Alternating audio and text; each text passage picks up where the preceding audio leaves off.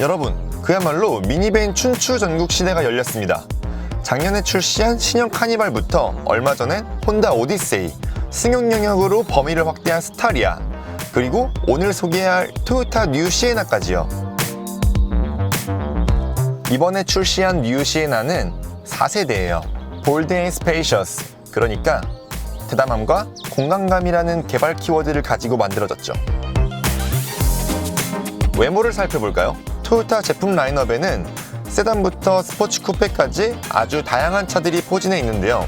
미니밴임에도 지금 보고 계시는 뉴 시에나가 가장 강렬한 디자인을 가진 것 같아요. 앞모습을 보면 주변 공기를 죄다 집어삼킬 것 같은 거대한 공기 흡입구가 눈길을 확 잡아끌죠.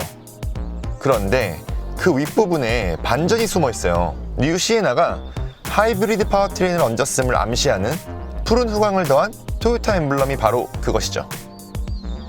높은 벨트 라인을 형성한 차 옆면을 따라서 뒷모습을 보면 잔뜩 찡그린 인상을 주는 굴곡들이 가득해요.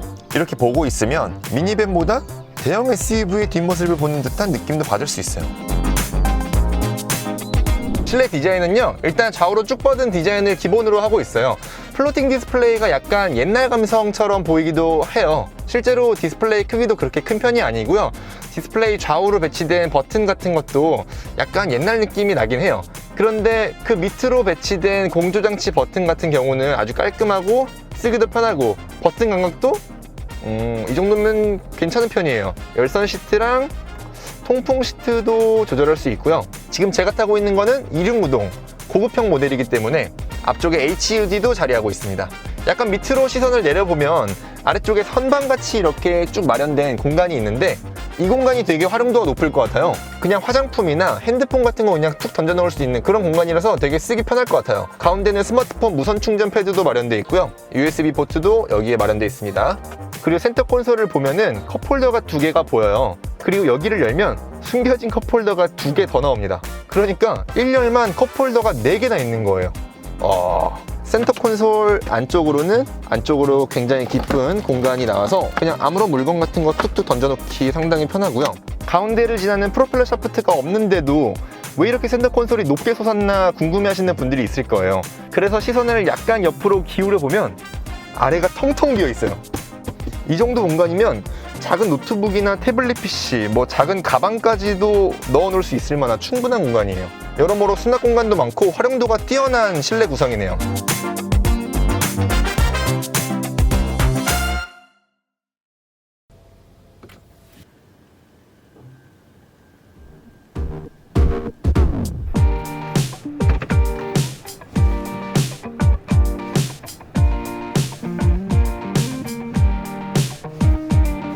네, 이제 차를 타고 나왔는데요. 제가 타고 있는 시에나 하이브리드 2륜 구동 모델은요, 엔진이 189마력, 모터가 182마력, 합산 출력이 246마력을 내요. 출력은 사실 인상적인 수치는 아니에요. 그냥 평범한 수치인데 밟아보면 그냥 스트레스 없이 차를 쭉 밀어주는 그런 느낌이 들어요. 답답하지도 않고 무겁다고 느껴지지도 않는 딱 그 정도예요.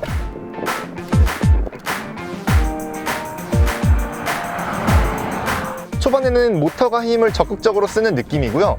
중간쯤에 엔진이 개입을 해서 엔진 소리가 들려오는데 그 엔진이 개입하는 시점에 이질감이 하나도 들지 않아요. 지금 시에나 하이브리드는 직병렬식 하이브리드를 채용했거든요. 그래서 모터 출력이 상당히 높아요.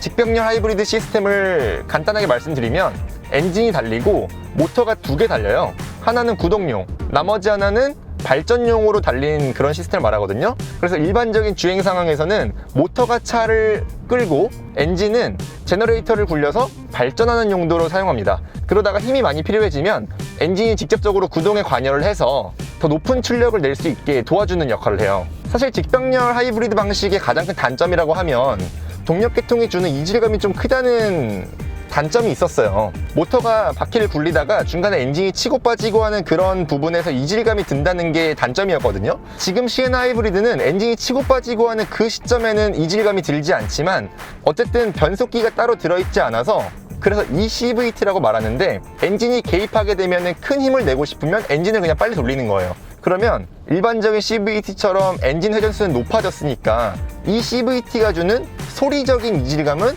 여전히 있긴 있습니다. 사실 이게 세단처럼 약간 달리고 싶은 그런 차들에 들어갔을 때는 단점일 수 있거든요.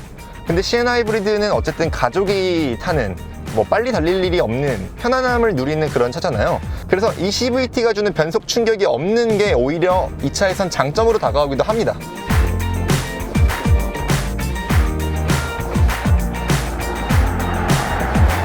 그리고 이 차, 토요타의 새로운 차체 TNGA 플랫폼이 들어갔단 말이에요. 일단 이전 세대보다 무게중심이 아래쪽으로 좀 내려가 있고요. 하체 구조도 약간 달라졌어요.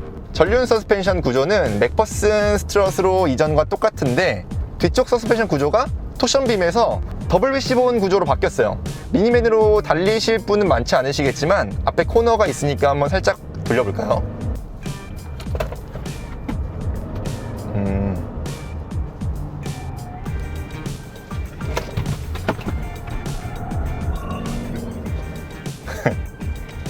재밌는데? 네, 지금 이렇게 살짝 코너를 돌아보니까 차의 무게가 느껴지는 건 어쩔 수 없어요. 그래도 스티어링 휠을 조작하는 만큼 차가 충분히 잘 돌아주는 느낌이 들고요. 움직임이 굉장히 자연스러운 거는 마음에 드는 부분이에요. 이렇게 길고 무거운 차들은 보통 뒤에가 흐르는 느낌이 막 들거든요. 조금 빠른 속도에서 코너를 돌더라도 뒤가 흐른다는 느낌보다는 차가 무게를 잘 지탱해준다는 그런 느낌이 더 강해요. 차의 거동이 안정적이라는 뜻이에요. 그래서 일상적으로 타기에 승차감이 어떠냐고 물으시면 기본적인 세팅은 부드러운 세팅이라서 누구나 편하게 탈 수 있어요. 지금 앞에 과속방지턱이 나왔는데 이렇게 넘어가도 정말 부드러워요. 실제로 시에나 하이브리드를 광고할 때 진동이 적다는 거를 굉장히 강조해서 마케팅을 펼치더라고요. 그래서 토요타 관계자분한테 물어보니까 일단 토요타 자체가 편안함을 많이 강조하는 그런 세팅을 추구하고요. 거기다가 잔진동을 잡기 위한 기술적인 요소도 몇 가지가 추가된 거죠. 차체가 TNGA 플랫폼, 새로운 차체로 바뀐 것도 잔진동을 잡는 데 한몫했고요. 아까 말했듯이 후륜 서스펜션 구조가 토션빔에서 WC-본으로 바뀐 것도 잔진동을 잡는 데 또 한몫했고, 그리고 과속방지턱이나 범프를 만났을 때 각 구동축에 걸리는 토크를 조절해서 차 전체에 걸리는 피칭을 제어해 준다고 해요. 그래서 지금도 과속방지턱을 몇 번 넘고 좀 요철이 심한 구간을 지나도 편안한 승차감을 유지해 주는 게 되게 인상적이에요. 네, 지금은 고속도로에 올라와 있는데요.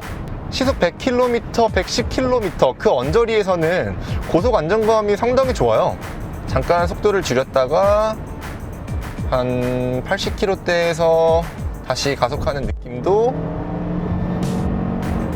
엔진 회전수가 확 튀어가지고 소리로 들려오는 이질감을 제외하면 속도도 탄력 있게 아주 잘 붙고 고속에서 스트레스 없이 밀어주는 게 기분이 좋은데요.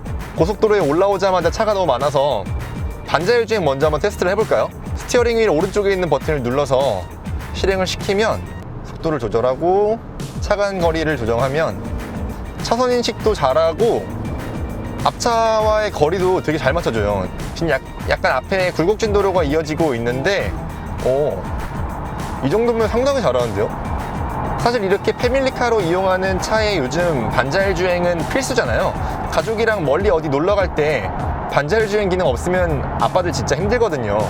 반자율 주행 기능은 뭐 나무랄 데 없이 괜찮은 것 같아요. 지금 달리면서 느껴지는 한 가지 단점이 있는데 생각보다 외부 소음이 지금 많이 들어와요. 풍조름도 그렇고 바깥에서 들어오는 소음도 크게 와닿거든요. 1열 같은 경우는 이중접합 유리를 사용했음에도 불구하고 외부 소음이 좀 많이 들어오는 거는 아쉬운 부분이에요. 다행히 하체 소음이 그렇게 큰 편은 아니라서 그거는 다행스럽네요. 네, 패밀리카인데 2열을 안 볼 수 없잖아요. 그래서 이렇게 2열로 자리를 옮겨봤습니다. 제가 시승하고 있는 시에나는 2륜 구동이고 옵션이 좀 더 풍부한 고급형 모델이에요. 그래서 오토만 시트가 적용돼서 이렇게 허벅지 받침도 올릴 수 있고요. 여기 앞쪽에 2열을 위한 디스플레이도 장착돼서 내가 보고 싶은 영화나 유튜브 영상 같은 거를 핸드폰을 연결해서 볼 수 있죠. 뒷좌석 승객을 위한 공조장치 버튼도 따로 마련되어 있어서 오른쪽 왼쪽을 온도를 따로 조절할 수 있어요. 그리고 여기 열선 시트도 마련되어 있네요. 햇빛 가림막도 당연히 장착되어 있고요. 공간 자체는 말할 필요가 없어요. 앞에 뭐 주먹이 몇 개 들어가는지 재볼 필요도 없을 만큼 광활한 공간이 펼쳐져 있고요. 제가 시트를 지금 뒤로 약간 밀어놓은 상태라서 더 편안하게 넓은 공간을 누릴 수 있습니다. 시트의 착좌감이나 지금 고속도로를 달리고 있는데 승차감 같은 것도 굉장히 좋은 편이에요. 잔진동 같은 것도 상당히 많이 억제된 게 느껴지고요. 오히려 1열보다 2열에서 느껴지는 외부 소음이 많이 억제된 걸 느낄 수 있어요. 2열을 위한 컵홀더도 센터 터널 뒤쪽에 마련되어 있고요.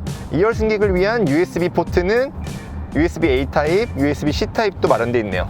네, 3열도 안 보면 섭섭하죠? 지금 2열 좌석을 제 기준에 맞춰놨어요. 그리고 3열에 앉았는데 앞에 무릎 공간은 약간 타이트하지만 앉을만한 공간이 나오고요. 머리 공간도 이 정도면은 약간 불편하지만 앉을 수는 있을 것 같아요. 제 기준에서 이 정도니까 웬만한 분들은 다 앉을 수 있을 만한 공간이에요. 3열 승객을 위한 USB 포트도 A타입이랑 C타입 둘 다 마련되어 있고요. 컵홀더도 2개 마련되어 있고 햇빛 가리개도 이렇게 조그맣게 있고, 아쉬운 거는 쿼터 글라스가 너무 작아서 바깥을 볼 때 굳이 이렇게 좀 봐야 되는 그런 불편함이 좀 있긴 하네요. 3열 등받이 각도도 상당히 뒤로 눕혀질 수 있어서 큰 불편 없이 이용할 수는 있겠어요.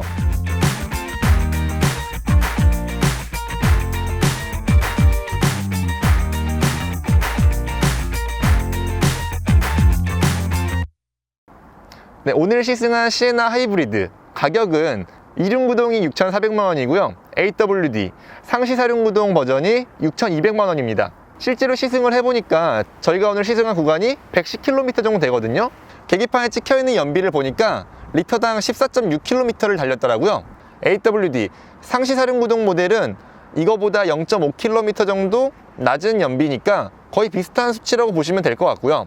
고급 장비를 더 많이 갖춘 이륜구동 모델의 경우에는 일상생활에서 더 많은 장비와 편안한 주행을 원하시는 분들이 고르시면 좋을 것 같고요.